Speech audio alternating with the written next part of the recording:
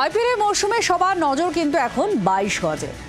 আর এবার এক আজব কীর্তি দেখাবো। দেখুন সেই কীর্তি কোথাকার না দুর্গাপুরে। দেখুন একবার।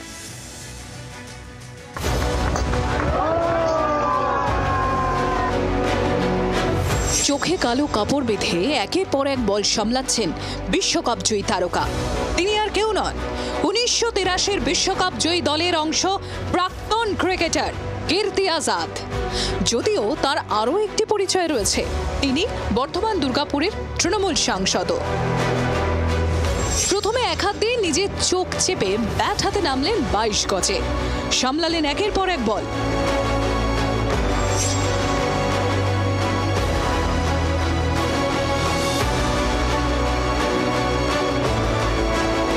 দুর্গাপুরে 5 নম্বর ওয়ার্ডের কাশিরাম মাঠে দৃষ্টিহীনদের সঙ্গে ক্রিকেট খেললেন বিশ্বকাপার।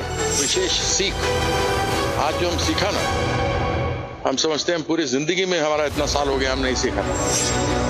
একটি স্বেচ্ছাসেবী সংস্থার উদ্যোগে আয়োজন করা হয় টি20 ব্লাইন্ড ক্রিকেট প্রতিযোগিতা।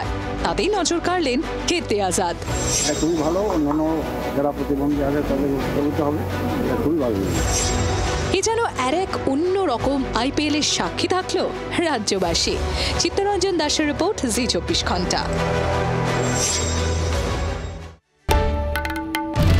বাংলার আওয়াজ, বাঙালির আবেগ, জি 24 ঘন্টা।